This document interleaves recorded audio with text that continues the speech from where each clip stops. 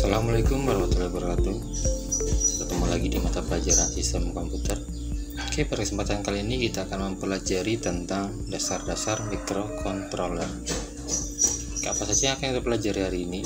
Yang pertama, nanti kita akan mempelajari pengertian mikroprosesor dan microcontroller, kemudian bagian-bagian microcontroller, fungsi dari microcontroller, dan arsitektur atau jenis-jenis microcontroller. Oke, sebelumnya kita lanjut saja ke materinya. Pengertian mikroprosesor dan microcontroller. Oke, mikroprosesor adalah sebuah chip atau central processing unit yang menjadi otak sebuah komputer. Nah, mikroprosesor ini terdiri atas arithmetic logic unit, terus register unit, dan control unit.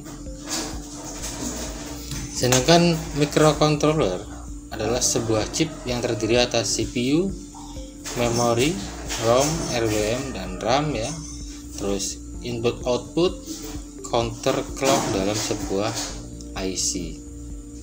Nah, jadi microcontroller ini adalah sebuah paket mini untuk komputer ya, yang dia udah ada memorinya, udah ada CPU-nya, udah ada RAM-nya. Sedangkan untuk mikroprosesor dia hanya CPU-nya saja, hanya otaknya saja. Tapi kalau microcontroller dia sudah mencakup beberapa elemen ya, ada CPU, memori, input output, counter dalam sebuah IC. Ya, contohnya seperti ini. Ini adalah ini adalah sebuah contoh dari microcontroller. Ini pembuatan robot dan sebagainya, pakainya microcontroller. Sedangkan ini itu mikroprosesor, ya, kecil bentuknya. Nah, kita akan bahas satu persatu di sini. Yang pertama adalah mikroprosesor. Apakah kalian pernah membuka sebuah komputer atau laptop? Nah, di situ ada sebuah chip kecil yang menjadi otak sebuah komputer atau laptop kalian. Nah, itu dinamakan mikroprosesor ya. Contohnya seperti ini. Ini adalah mikroprosesor Intel 4 generasi ya. Generasi keempat maksudnya ini. Core i7. Nah, mikroprosesor ini digunakan sebagai otak sebuah komputer. Mikroprosesor Intel pertama adalah 4004 dan kemudian berevolusi menjadi prosesor utama yang dipakai dalam personal komputer atau PC. Intel Pentium, Intel Core 2 Dual Core, Intel Core i3 sampai dengan 7. Nah, selain Intel ini salah satu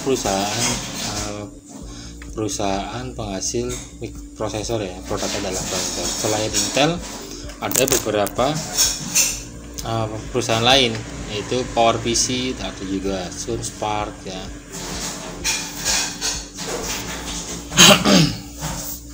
Oke, selain digunakan dalam PC dan laptop, mikroprosesor juga diterapkan dalam embedded system. Nah, jadi di HP kalian, HP Android kalian itu udah ada mikroprosesornya. Namanya itu bukan Intel tapi namanya ARM Cortex.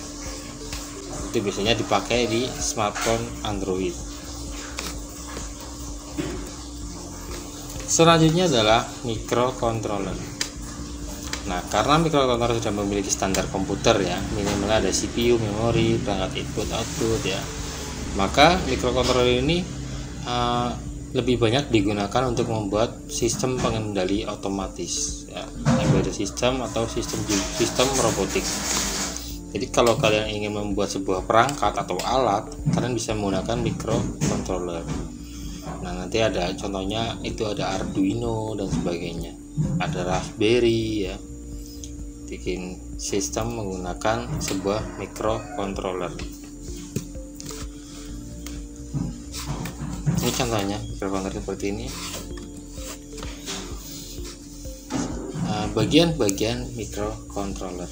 Di sini ada CPU, ada RAM, ROM, timer, input output ya. Jadi microcontroller ini yaitu sudah menjadi satu paket komputer seperti itu, mini komputer sebenarnya microcontroller.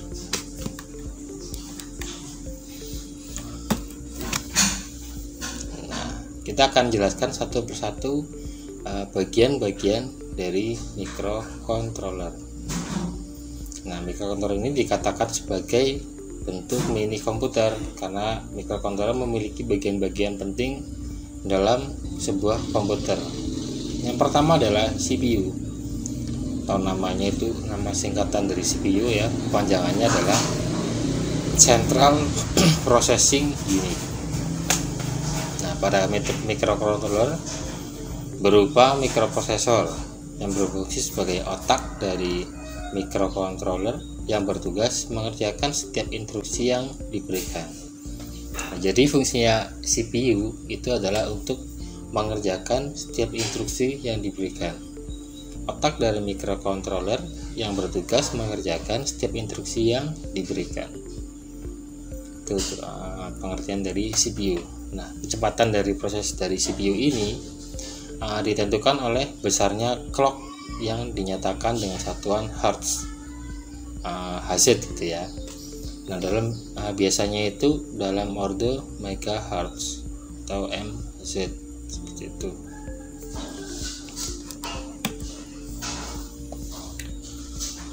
Bagian yang kedua adalah memori ya. Memori ini ada RAM dan juga ROM. Nah, fungsinya sama saja. RAM adalah untuk menyimpan data di dalam microcontroller. Jadi fungsi RAM dan RAM ini adalah sebagai memori ya, media penyimpanan dari sebuah microcontroller. Ada dua jenis memori di dalam microcontroller. Yang pertama yaitu RAM dan ROM.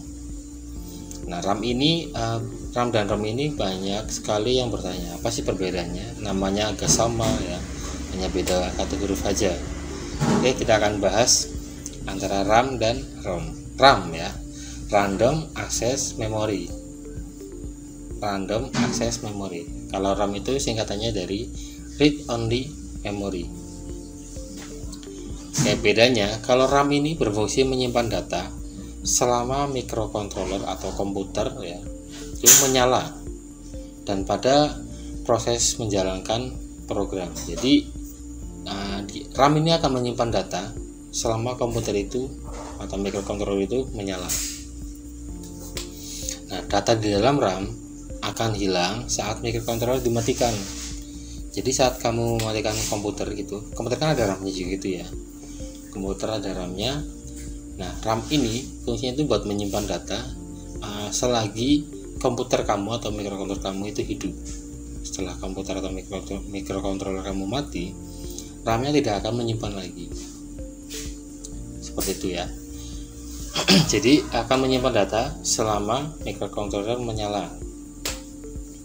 Terus kemudian ROM, Read Only Memory. Nah, fungsinya adalah untuk menyimpan data yang lebih bersifat semi permanen. Data di dalam ROM tidak akan hilang jika microcontroller dimatikan, namun bisa diganti dengan cara diprogram ulang. Nah, dalam microcontroller itu ada dua ROM yang sering digunakan ya. Yang pertama adalah flash ROM dan selanjutnya adalah data ROM. Flash ROM ini berfungsi untuk menyimpan file program microcontroller dalam bentuk hex atau bin ya. Sedangkan data ROM berfungsi menyimpan data selain program seperti data-data variabel dan konstanta. Lihat ya fungsinya dari RAM dan ROM. Kalau RAM dia menyimpan data selama microcontroller menyala, sedangkan ROM bersifat semi permanen ya, menyimpan data yang bersifat semi permanen. Datanya tidak akan hilang saat microcontroller itu mati. Oke, bagian yang ketiga adalah timer atau counter. Nah, fungsinya adalah untuk menentukan kapan program tersebut dijalankan. Tidak hanya itu saja, fungsi timer ini adalah sebagai PWM, ADC, oscillator.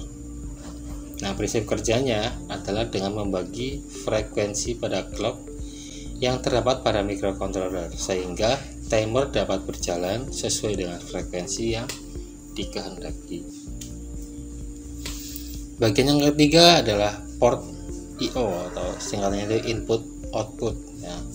Port ini merupakan terminal yang digunakan sebagai jalur nilai yang diinputkan pada microcontroller dan menghasilkan keluaran dalam bentuk sinyal.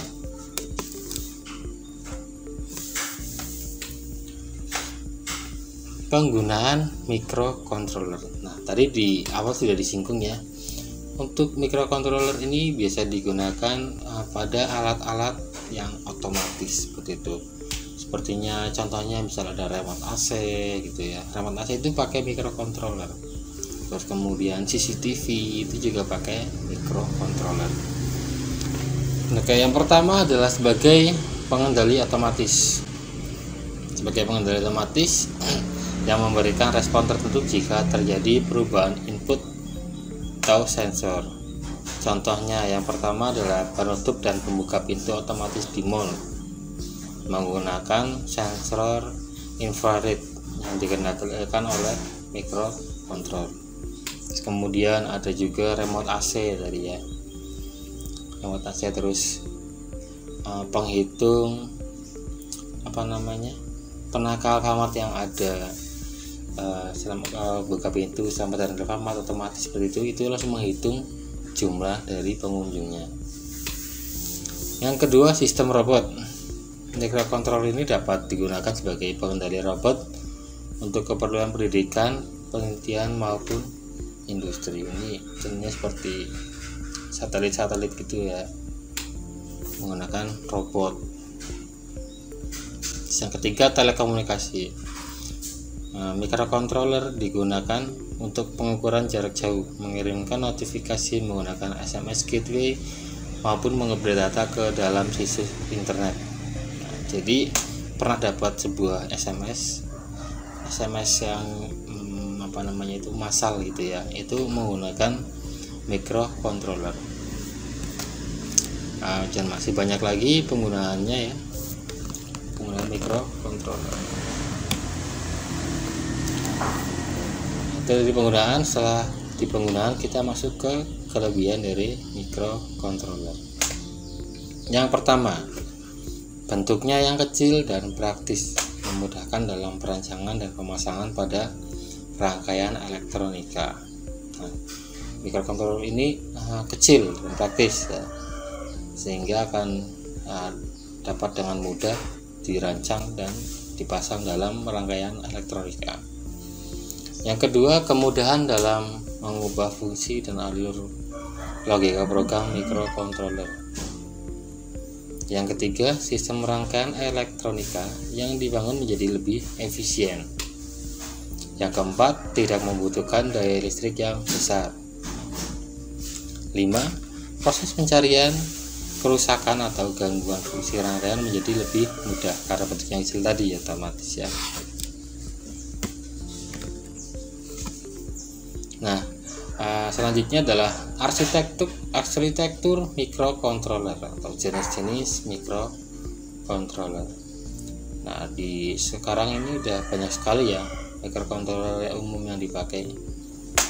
Nah, jenis-jenis ini dikelompokkan berdasarkan pabrik atau juga generasi, instruksi set, memori, dan arsitektur ya. Contoh microcontroller yang umum dipakai saat ini adalah AVR dan CS51 dari perusahaan Atmel ya. Sedangkan arsitektur dasar microcontroller yang sedang mengalami perkembangan pesat adalah ARM yang digunakan pada perangkat Android. Nah, sekarang itu sedang digalakkan atau sedang dilakukan perkembangan pesat pada microcontroller jenis ARM karena kemajuan pesatnya oleh Android itu ya tadi ya, Cortex dan sebagainya.